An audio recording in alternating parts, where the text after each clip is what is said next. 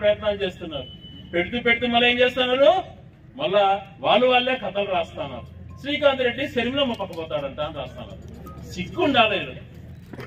మరి పిచ్చిన కొడుకలారా, మీ మాదిరి యదోపనులు చేసేటువంటి క్యారెక్టర్ కాదురా. మీ ప్రజలు మద్దతు రాజకీయాలు చేసేటువంటి వాళ్ళం, చిత్తశుద్ధితో రాజకీయాలు చేసాం. ప్రజాసేవే ధ్యేయంగా నిజాయితీ శ్వాసగా బతికేటువంటి వాళ్ళం.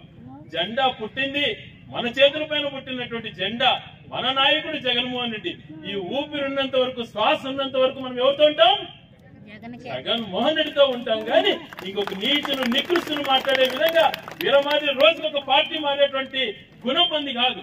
పుట్టినప్పటి నుంచి ఒకటే పార్టీలో ఉంటాం, సత్యంత వరకు ఒకటే పార్టీలో ఉంటాం. ఎవరు మన నాయకుడు? జగన్మోహన్ రెడ్డి. అంతేగాని ఇటువంటి నీచులు వార్తలు రాస్తే నేను ప్రెస్ మీట్ పెట్టి ఖండించాలంట. వారి తిక్కన కొడకల్లారా, ప్రజల మధ్యలో మాట్లాడతాను కానీ నేనే ఖండించేది ఎదవల్లారా. మనము ఒకటే దారి మంది. అదేది ఏ దారి? జగన్మోహన్ రెడ్డి దారి. ఏ దారమ్మా? జగన్మోహన్ రెడ్డి దారి.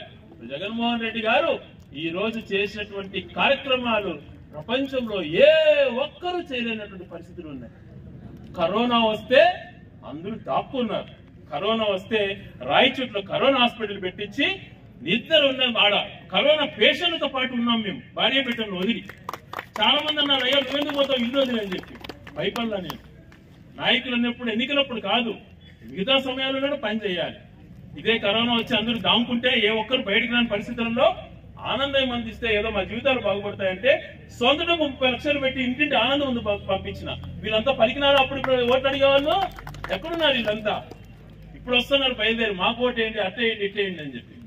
ఎప్పుడు కూడా ప్రజాసేవే ధ్యాసగా, ఎన్నికలప్పుడే కాకుండా మిగిలిన సమయాలలో కూడా రాజకీయాలు చేస్తూ ప్రజాసేవే ముఖ్యంగా ప్రజలకు మేలు జరిగే విధంగా ఈ రోజు చుక్కల భూముల విషయాలలో కానీ, అసైన్మెంట్ విషయంలో కానీ, 20 సంవత్సరాలు దాటినటువంటి పట్టాల పైన రెగ్యులరైజేషన్ చేసే విషయాలలో కానీ అనేక అంశాలలో మన నాయకుడు మంచి చేస్తున్నాడు.